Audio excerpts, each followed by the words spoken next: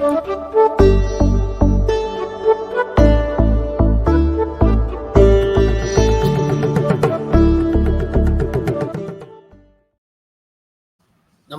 and welcome to episode 3 of volume 1 of the Reflections on Daivathin Kural. The Daivathin Kural compiled by R. Ganapati and containing the essence of the discourses of the Paramacharya of Kanchi, Sri Chandrasekharendra Saraswati. In episode 1, we discussed Vinayaka. In episode 2, we spoke about Advaitam. And in episode 3, we continue the reflections on Advaita Siddhantam as seen by Adi Shankara Bhagavad and the Paramacharya's own commentaries on Advaitam and our own reflections on how Advaitam can be contextualized in the current scenario, in the current times that we live in.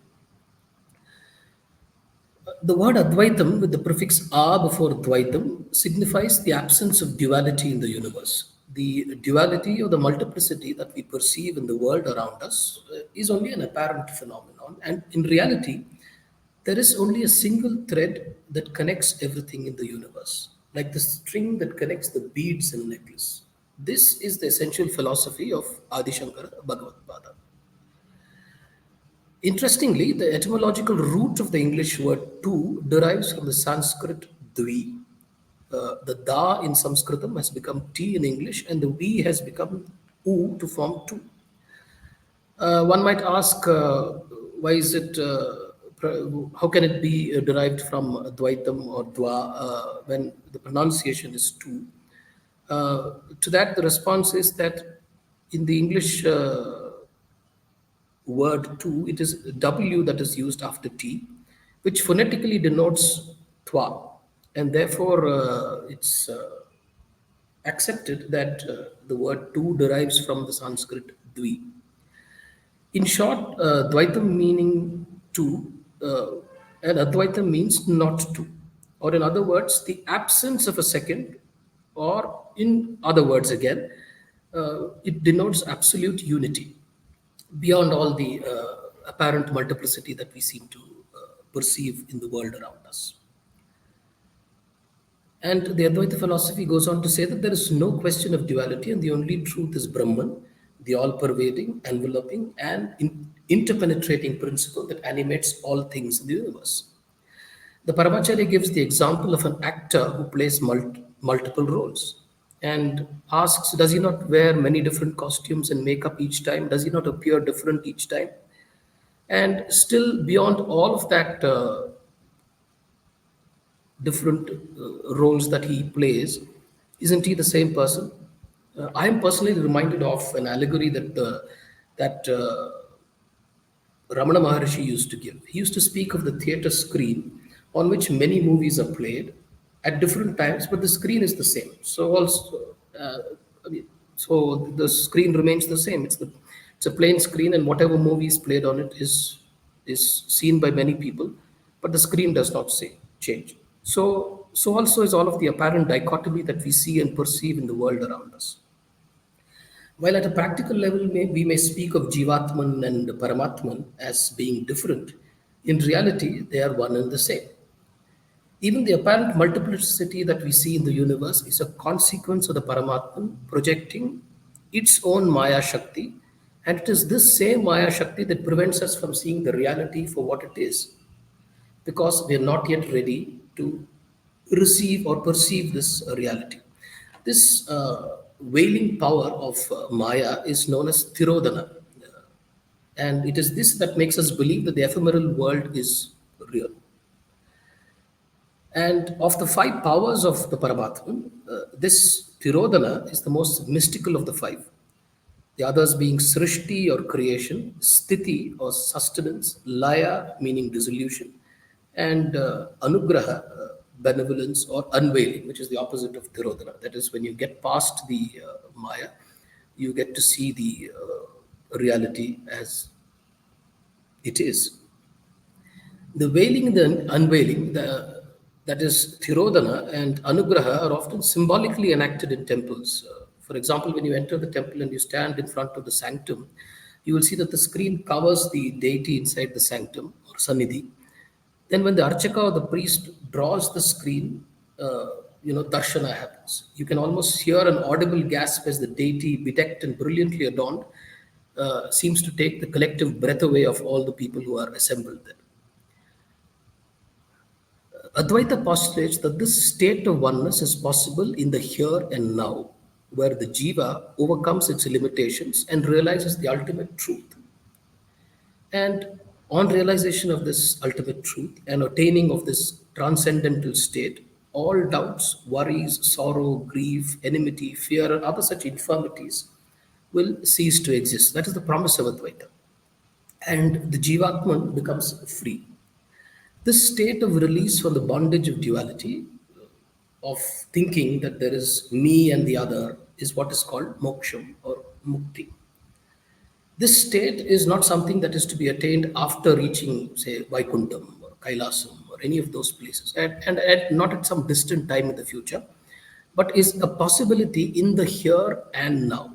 This assertion of Advaita is also perhaps the reason for its popularity, even among those who claim to be atheists or those who, quite funnily say that they're spiritual but not religious. However, we will see in this podcast and in subsequent ones that nothing is further from the truth.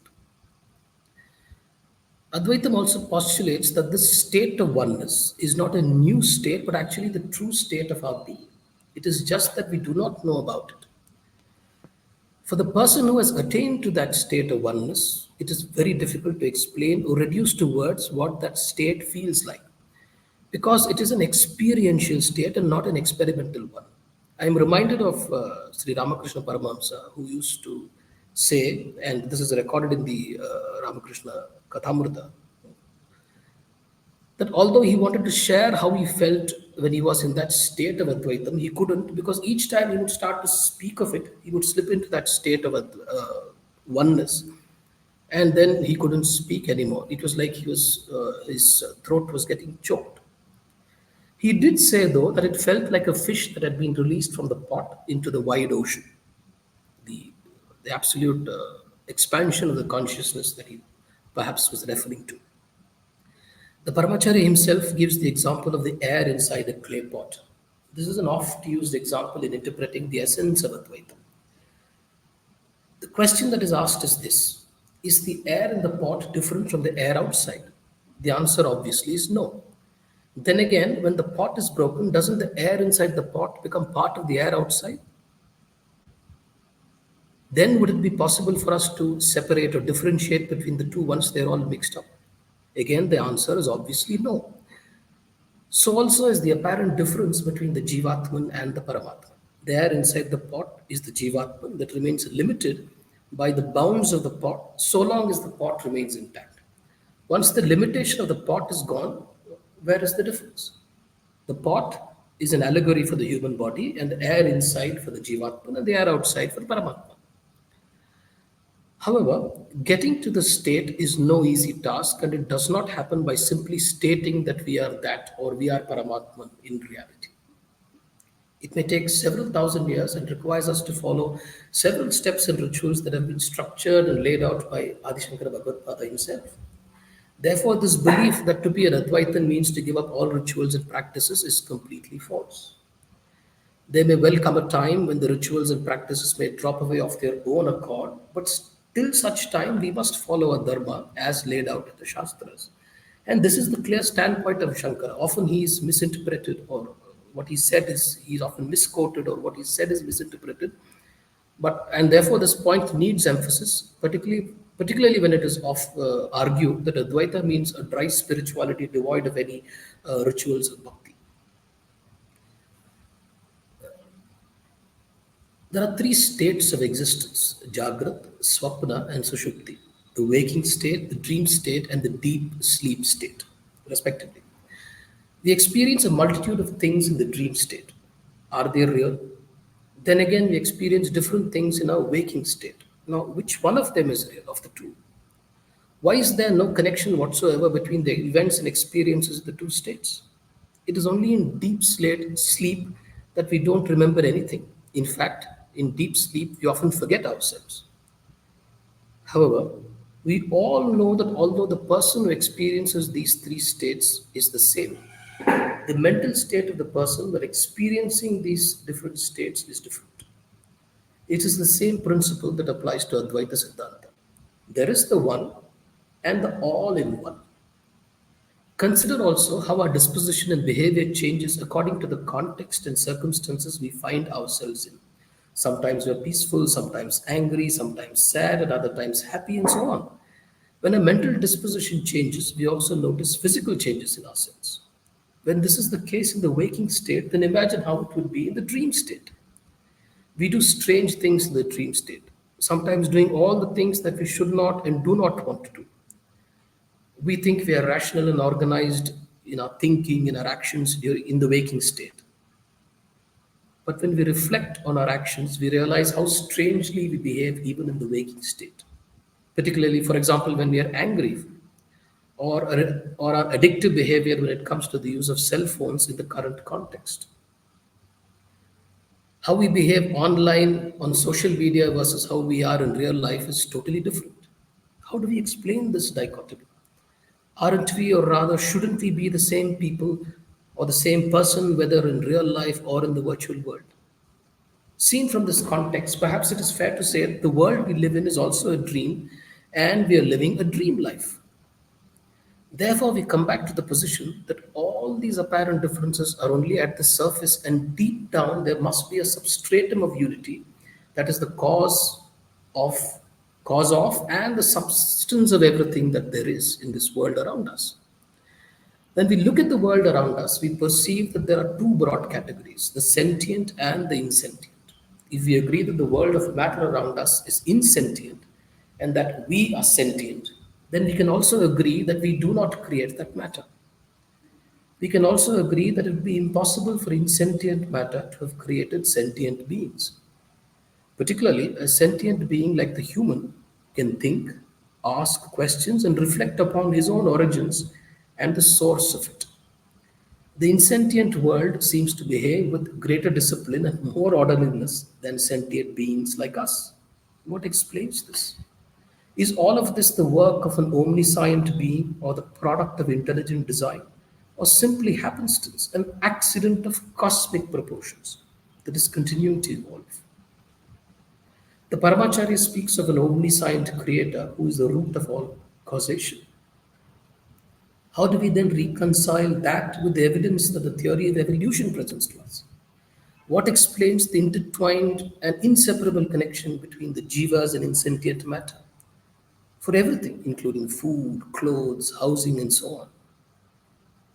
What explains our drives and motives, our desires, likes and dislikes? Is it all a product of Maya, the inscrutable veiling power of the Supreme Being? What exactly is the state of moksha, the changeless, blissful state of existence that Advaita posits? These are the questions that we grapple with in our quest to find meaning. And there are no easy answers to any of these questions. And to say that we believe in Advaita and therefore we will not follow any steps is also not the correct approach. We will conclude episode 3 here and continue our reflections in the subsequent episode. Thank you.